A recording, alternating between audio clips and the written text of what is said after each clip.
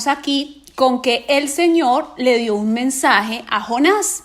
Dice: levántate y ve a la gran ciudad de Nínive, pronuncia mi juicio contra ella, porque he visto lo perversa que es su gente. Entonces Jonás se levantó y se fue. Pero ojo aquí, se fue en dirección contraria para huir. Descendió al puerto de Jope, donde encontró un barco que partía para Tarsis. Pagó su pasaje, subió a bordo y se embarcó rumbo a Tarsis. Con algo: la esperanza de escapar del Señor. Y aquí entro al punto número 1, que lo he titulado Mis argumentos. Entonces comencemos hablando de quién fue Jonás. Jonás fue un profeta.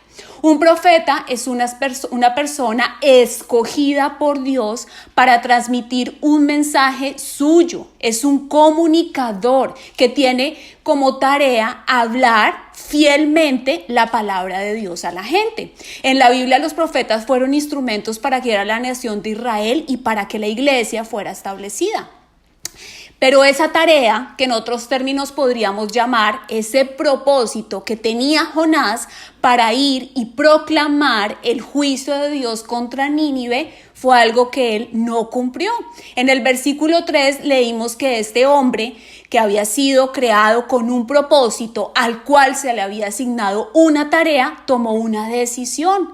Esa decisión fue huir en dirección contraria a la voluntad de Dios, con un objetivo que encontramos bien descrito dentro del pasaje. Dice que el objetivo era escapar, huir de la voluntad de Dios, de aquello que Él le había mandado hacer. Y ahora quiero que cada uno de ustedes pueda por un momento ponerse en los zapatos, o siendo más adecuados a la época, en las sandalias de Jonás, y traer esa posición de Jonás a su vida actual.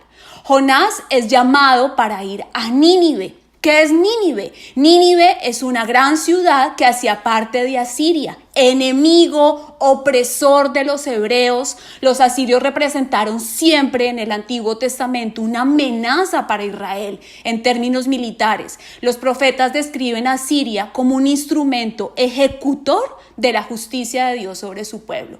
Entonces, ese nombre, ¿qué causaba en Jonás? ¿Qué causaba en un hebreo? Era sinónimo de sufrimiento, era sinónimo de maldad, de opresión, de injusticia. Yo creo que al pobre Jonás, solo con escuchar el nombre de Nínive, se le revolvía todo dentro de él, y se le revolvía tanto, a tal punto, que tomó la decisión de huir. Ahora, quiero que cada uno, yo les dije que trajeran esa situación de Jonás a su vida actual.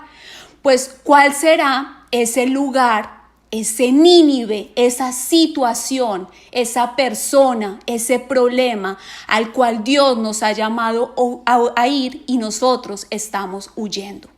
¿Cuáles son esos argumentos que nos están llevando a ir como Jonás en dirección contraria a la voluntad de Dios? Los argumentos de Jonás pesaron, y pesaron tanto que podemos ver la decisión que tomó. Entonces, mi pregunta para cada uno es: ¿hay argumentos de peso en tu vida para ir en contra de la dirección de Dios? Esos argumentos siempre nos van a ofrecer algo. Esos argumentos vienen y se venden a nosotros como una buena opción. Nos ofrecen algo que se llama esperanza. Pero ojo, que no es esperanza de la buena, es una esperanza falsa, es una esperanza que nos lleva a creernos la mentira de que la mejor opción es escapar, es huir, es creer que podemos escondernos de la mirada de Dios. Y tal vez ustedes podrían estar pensando: no, pero yo no me quiero esconder de la mirada de Dios, o sea, por algo estoy aquí. Bueno, pero a veces sí queremos esconder ciertas áreas, ciertos aspectos. Hay cositas, pedacitos que queremos tener ahí guardados, cautivos, que no queremos que la mirada de Dios llegue y se ponga sobre eso puntual en nuestra vida, con la esperanza de que Él no lo encuentre, que no nos lo saque a la luz. No sé si ustedes alguna vez les pasó cuando eran pequeños que los papás o un adulto les pedía que hicieran algo, ustedes tenían pereza, ustedes no querían, y de pronto como que el papá o esa persona adulta se ocupaba y uno decía, ya se le olvidó, ya no me lo va a pedir, me pidió que limpiara los tenis pero se ocupó en otra cosa, entonces mejor lo dejamos ahí. Pero resulta que sí o sí llegaba el momento en que la mamá, el papá, lo que fuera, le decía, ¿por qué no has hecho esto? ¿Me haces el favor? ¿Lo haces? O que le levantaban a uno la cobija y debajo de la cama estaba el desorden que no había querido arreglar. Más o menos así nos pasa con Dios. Pero lo que pasa es que a Dios no se le olvida nada. Él no está demasiado ocupado. Él no tiene problemas ni de memoria ni de visión. Y a veces podríamos decir, sí, pero eso es evidente. Yo sé que a Dios no se le puede esconder algo. Sin embargo, caemos en esa falsa ilusión de creer que sí, como lo creyó Jonás. Y si no, no hubiera cogido el barco para el otro lado, no se hubiera gastado su platica en el pasaje del barco. ¿Por qué? Porque hubiera sido consciente de que no podemos escaparnos de la mirada de Dios.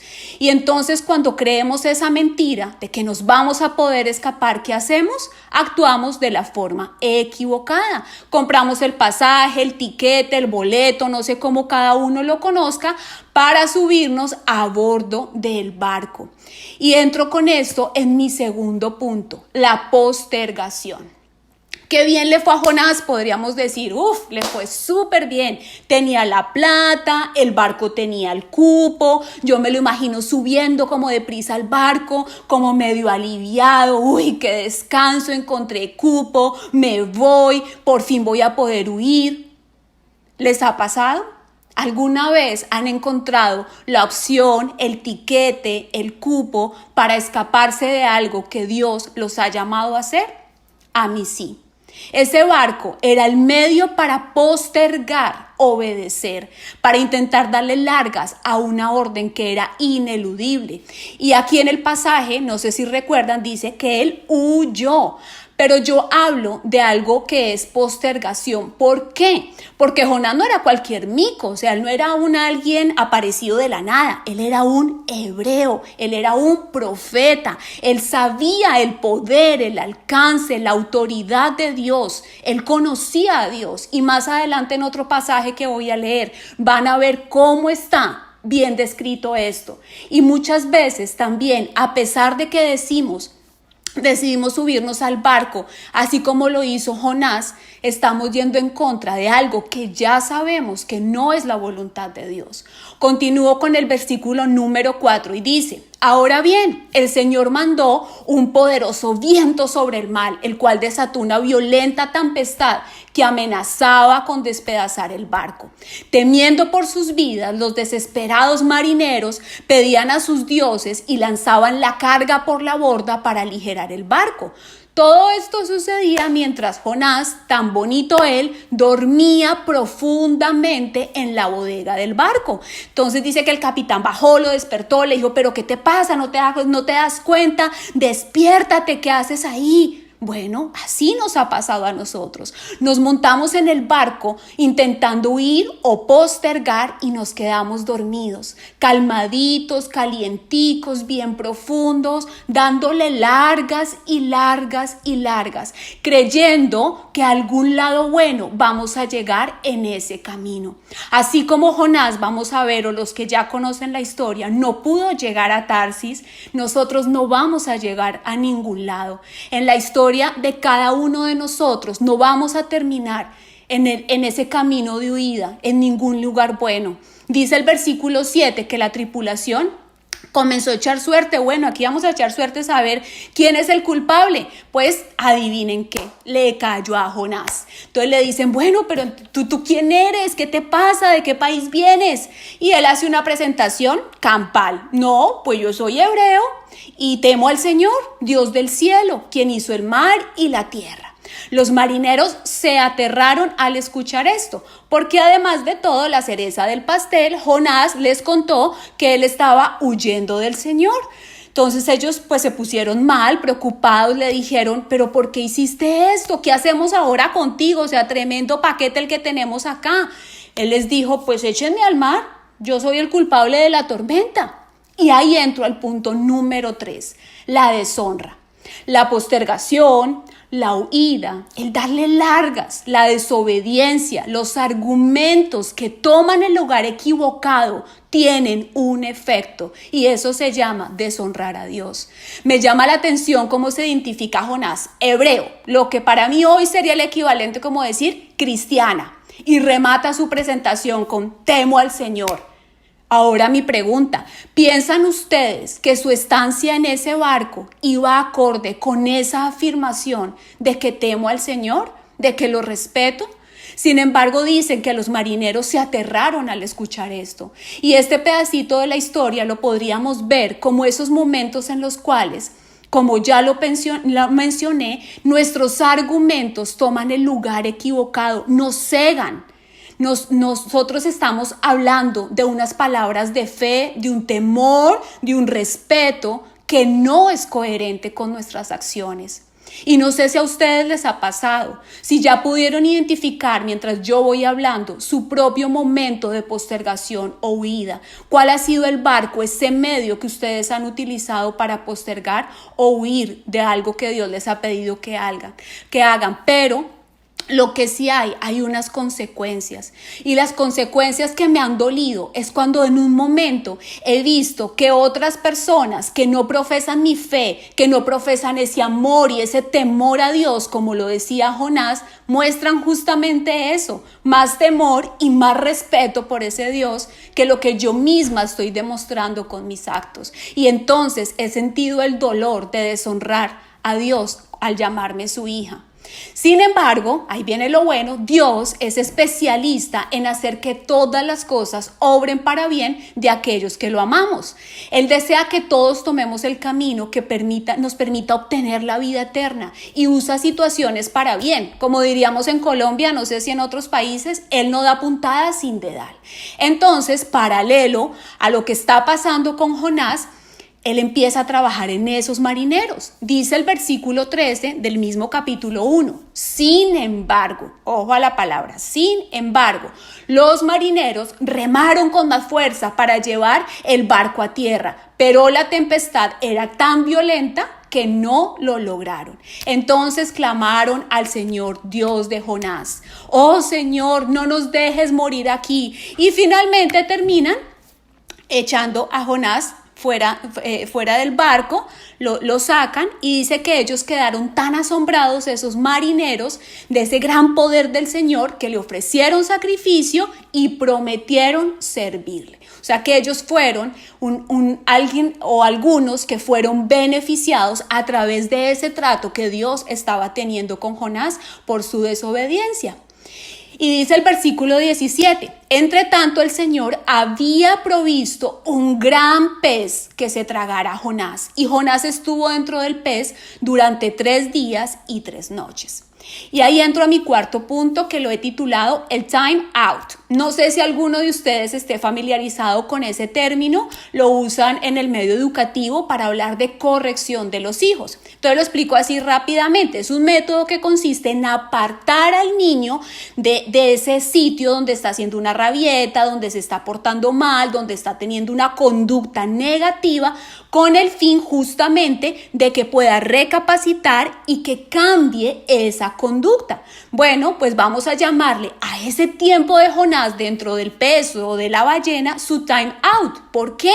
Porque fue el método de disciplina usado por Dios para sacar a Jonás de una actitud de desobediencia, para que él pudiera recapacitar en un lugar muy confortable, pasar ahí esos 3 días, para que recordara qué tan grande es Dios, qué tan grande es su poder y su autoridad y la necesidad que tenía de obedecerle.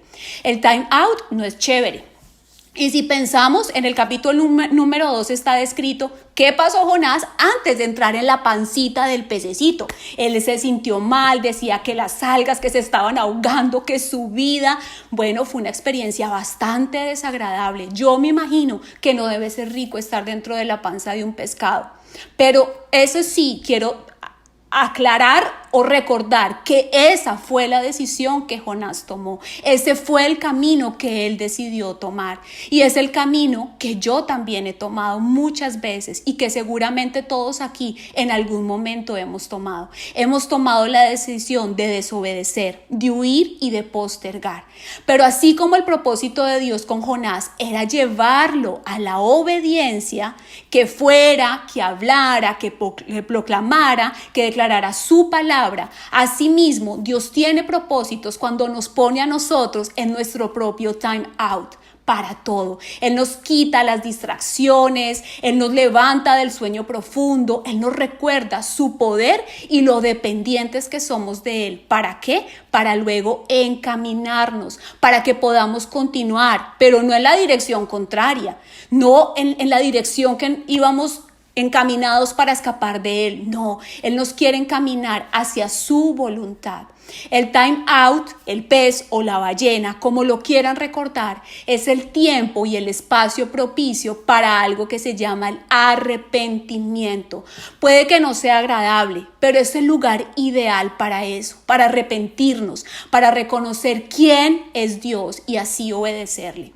En Jonás capítulo 2, versículo 6 en adelante dice: creí que ya nunca saldría del fondo del mar, pero tú, Dios mío, me salvaste la vida. Cuando ya estaba sin fuerzas, me acordé de ti. Ojo, me acordé de ti y oré. Mi oración llegó hasta tu santuario. Y paso al versículo 9. Pero yo voy a adorarte y a cantarte con alegría. Cumpliré las promesas que te hice. O sea que ya habían habido ahí unas promesas de por medio. Y paso al punto número 5, que lo he llamado la salida. Jonás no iba a salir de ese pez por un medio diferente a la voluntad de Dios. No había nada que él pudiera hacer ahí. Era la voluntad de Dios, era la autoridad de Dios, el poder de Dios quien iba a determinar que Jonás pudiera salir de esa ballena, el obrar de Dios a su favor. Y lo mismo sucede con nosotros hoy, en esa situación de huida, de postergación o estando... Si nos podemos parar en las 3 etapas de Jonás, cuando él recibió la indicación, cuando se subió al barco o cuando estaba dentro de la ballena, sea cual sea el estado en el que cada uno se encuentre frente a esa situación que pudo identificar donde está huyendo o postergando, pensemos en algo. No hay sino una sola salida y esa se llama la obediencia. El camino corto, el camino opcional, la ruta alternativa simplemente no existe cuando nosotros hemos decidido hacer a Dios nuestro Dios y nuestro Señor. Tal vez creamos que podemos salir por nuestras propias fuerzas. Tal vez pensemos que hay otra manera, pero la verdad es que no. Todo lo que no provenga de la mano de Dios será una falsa salida. Serán salidas llenas de ilusiones, de mentiras y de engaños. Cuando Dios te diga por aquí, pues es por ahí. No estamos solos. Tal vez Jonás en ese momento, cuando tomó la decisión de subirse al barco, se apropió tanto de sus argumentos y se sintió solo, pero es que Dios no está ahí parado como un espectador diciendo vaya usted solito, mire a ver cómo le va y yo lo espero acá, lo espero en el regreso. No, nosotros tenemos a Jesús y dice la palabra que tenemos ese espíritu que nos infunde fuerzas, que nos infunde aliento. En el momento en que yo digo no puedo, Nínive es ese lugar tan difícil, Dios, que no quiero ir, prefiero que mis argumentos sean mi fortaleza, prefiero aferrarme a ellos porque no creo que yo pueda ir a hacer eso que tú me estás llamando. Entonces recordemos que tenemos a Jesús, que tenemos su espíritu que nos fortalece, que nos capacita, que nos da la fuerza, pero que además nos asegura que de su mano tendremos la victoria. No mi victoria, no lo que yo creo que es la victoria, su victoria. La historia de Nínive y de Asiria no era cualquier cosa. O sea, los argumentos que tenía Jonás no eran poquitos. La maldad de Nínive era tan grande, eran de verdad, estaban mal los muchachos, que pues él se llenó de eso, de muchos argumentos. Pero el punto aquí no es qué tan larga es la lista de argumentos, la que cada uno pueda tener para no obedecer. No importa qué tan larga sea, no importa qué tanto peso ustedes le vean a esos argumentos. Necesitamos darle más valor y más peso a la autoridad y a la voluntad de Dios. Muchas veces creemos saberlo, muchas veces lo decimos, muchas veces lo declaramos con ganas, con pasión, con entusiasmo, y está súper bien que lo declaremos. Dios es mi Señor, Señor, yo me rindo a ti, tú eres todo para mí. Pero entonces llegan situaciones donde los argumentos, el dolor, la indignación, lo que sea que entre a justificar ese desacuerdo con la voluntad de Dios, entran pisando fuerte, tan fuerte que vienen y toman el lugar que le pertenece a Dios. Se posicionan de una forma tan sutil y nos empiezan a dar órdenes. No perdones, no llames, no restituyas, no vayas, no hagas, y nos dirigen. Se convierten en nuestro Dios. La buena noticia es que Dios está enviando a Jonás. ¿Para qué? Para algo bueno, con un propósito bueno. Asimismo, Él nos envía a nuestro propio Nínive, a nuestro propio lugar donde no queremos ir, con buenas intenciones, porque así lo dice su palabra, que su voluntad es buena, agradable y perfecta para aquellos que le aman. Dios estaba enviando a Jonás a Nínive por amor, porque Él es compasivo. Dice Jonás 4, versículo 11. Dios, hablándole a Jonás acerca del pueblo de Nínive, le dice: ¿no tendré yo piedad de Nínive, aquella gran ciudad donde hay más de 120,000 personas que no saben discernir entre su mano derecha y su mano izquierda? O sea, están re perdidos. Y si tuvo piedad y compasión Dios por aquellas personas de Nínive, una ciudad llena de maldad, ¿cuánto más no lo tendría con Jonás, que era parte de su pueblo, que era parte de su rebaño? Tú y yo somos parte de su pueblo y de su rebaño.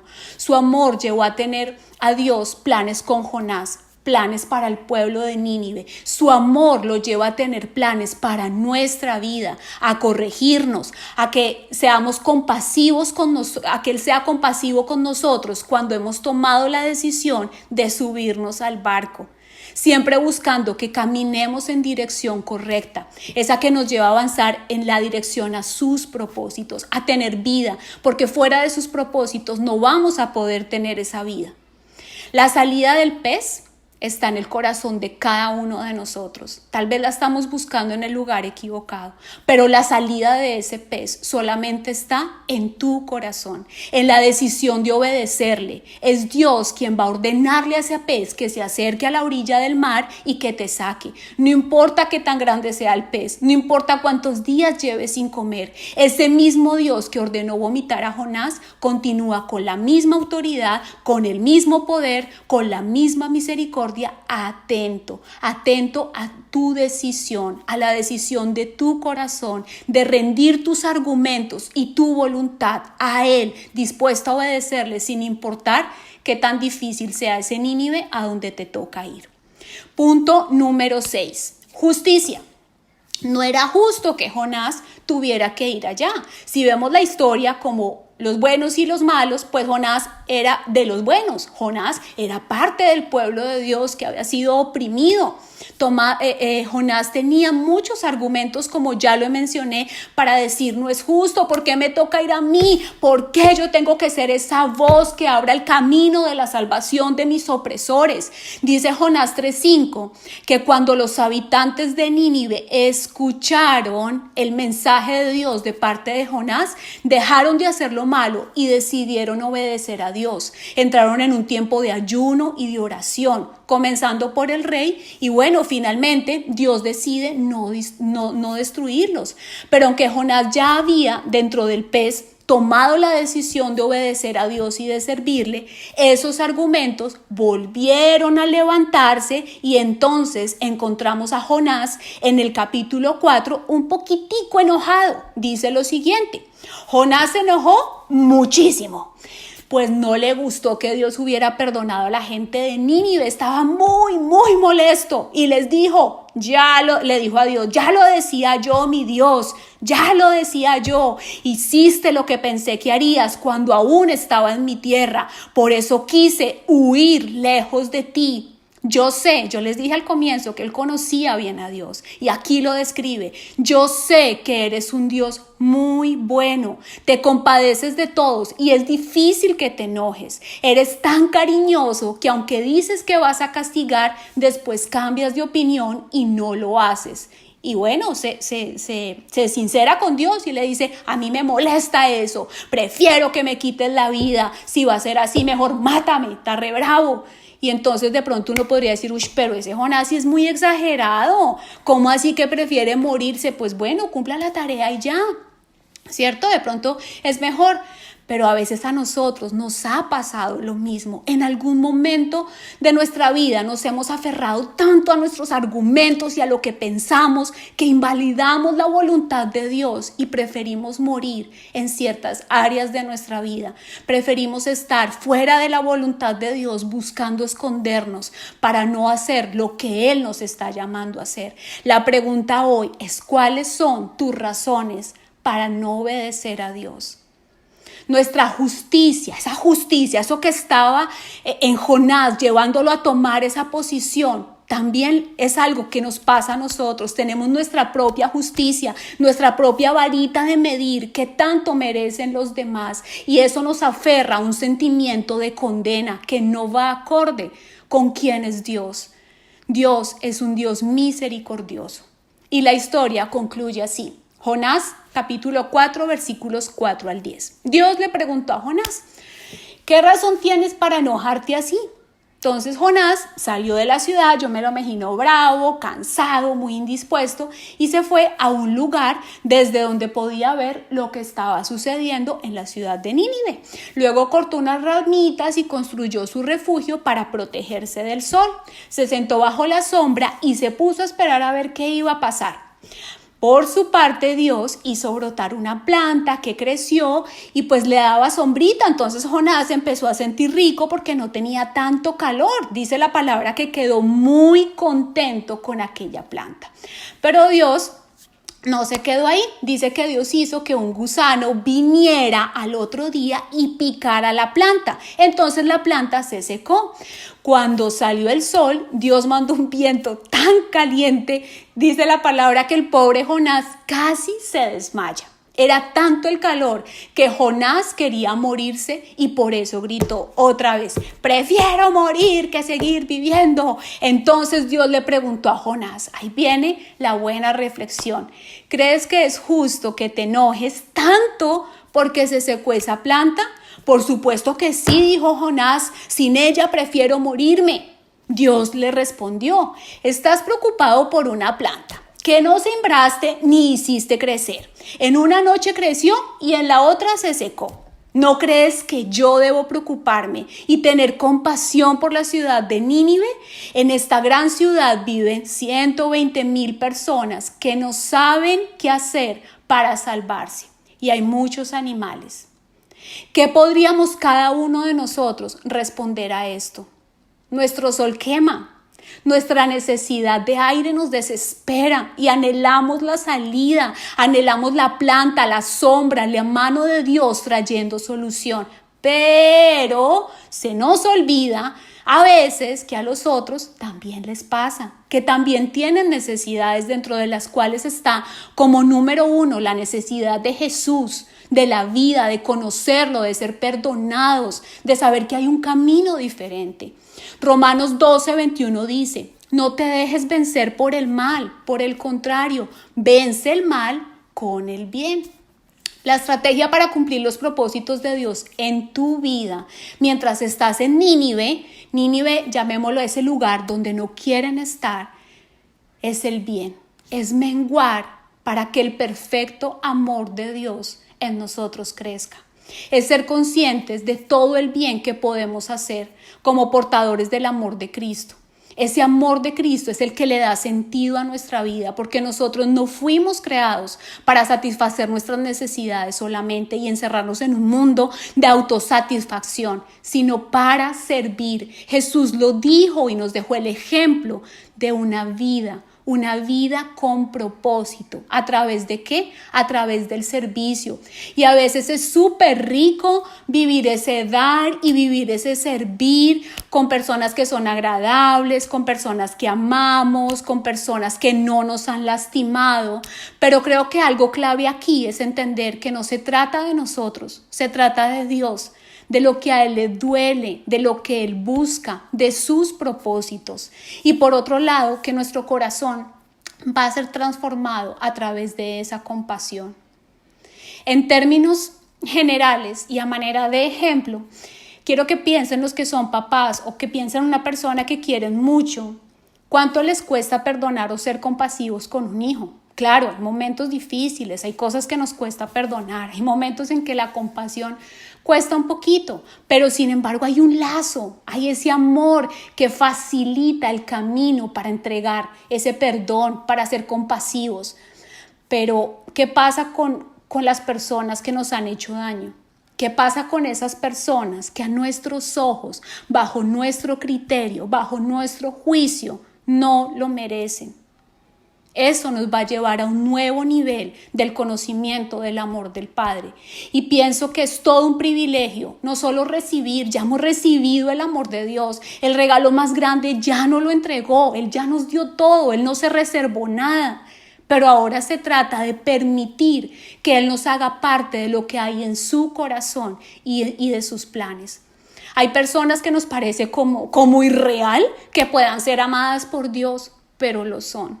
Esa persona con la que nos cuesta trabajo, esa persona que no hemos querido perdonar, esa persona con la que nos cuesta trabajo relacionarnos, esa persona está también en el corazón de Dios. El deseo de Dios es que esa persona también pueda conocer su amor. Y el deseo de Dios es que nosotros nos perfeccionemos, en nosotros se perfeccione tanto ese amor que podemos llegar a amarlos de la misma forma en la que Él nos ama.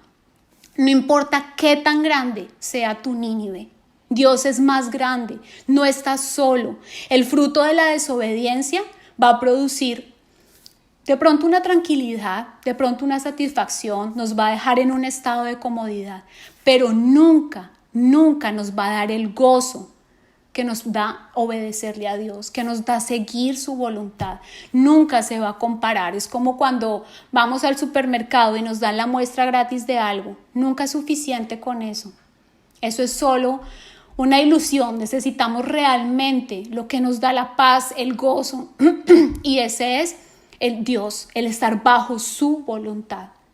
Si mientras yo iba hablando ustedes pudieron identificar cuál es su Nínive, ¿cuál es ese lugar a donde no han querido ir? Esa situación que han estado postergando. Que sea un momento hoy para decirle, Señor, no quiero seguir huyendo. No quiero seguir en la dirección contraria. Cueste lo que cueste, sé que tú estás conmigo. Sé que tú me vas a llevar a ese Nínive con propósitos mayores de los que yo me puedo imaginar. Y mientras vamos a escuchar esta alabanza, que puedan ir hablando con Dios, que puedan ir abriendo su corazón y dejando que todo argumento que ha estado impidiendo que obedezcan a Dios, que los ha tenido en una condición de postergación, pueda ser derribado por el perfecto amor de Dios.